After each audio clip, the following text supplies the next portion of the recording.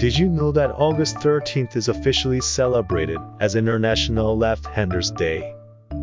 Perhaps it's only fitting, given that only about 10% to 11% of the entire world population is left-handed. If you're a lefty, you are definitely in the minority. And if you were to believe the findings of two American psychologists around the end of the 1980s and the beginning of the 90s, your life is shorter by 9 years compared to your right-handed fellowmen. Shocking, isn't it? But is it true? Before we answer that question, let's take a short look at how left-handed people fared throughout history. We start with the term itself. Right means correct, so the right hand is the correct hand to use, which makes the left hand the wrong hand. And it doesn't get any better.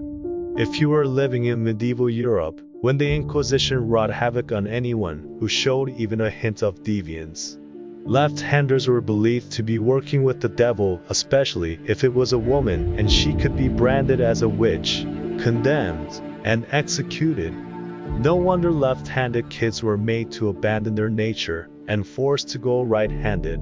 Being left-handed, back then, was almost a death sentence.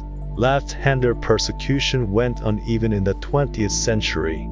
Abraham Blau, an American psychoanalyst, believed that being left-handed was a result of perversity and emotional negativism.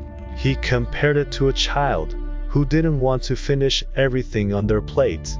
Meanwhile, across the Atlantic, Cyril Bird, a British educational psychologist, saw left-handers as stubborn, willful, awkward, and clumsy. And would you believe that as late as the 1960s, public schools in America tried to correct left-handed children by forcing them to eat and write with their right hand? In Spain and Italy and the countries that once made up the Soviet Union, right-handed writing was also imposed in schools. A policy that persisted well into the 70s. In many cultures, using the left hand to eat is taboo because it's supposed to be the hand used for cleaning yourself after a number 2 trip to the toilet. So you see, left-handers have never had it easy in this world. Not only were they forced to go against their nature, or worse, branded a devil worshipper and condemned, they also needed to navigate a world that's designed for right-handers. Then, very early in the 90s came the kicker, that being merely left-handed meant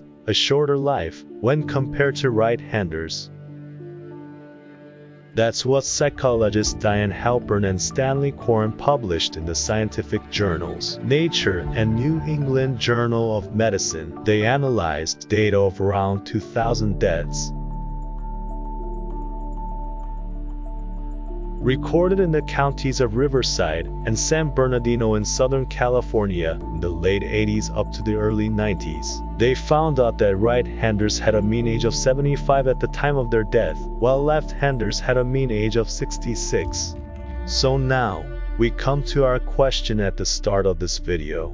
Do left-handers really die younger than right-handers? The answer, which I believe all 10% to 11% of the population will gladly want to hear, is a resounding no. Halpern and Coren's study has since been debunked by Dr. Marion Annette, herself a noted psychologist, who spent much of her career studying handedness.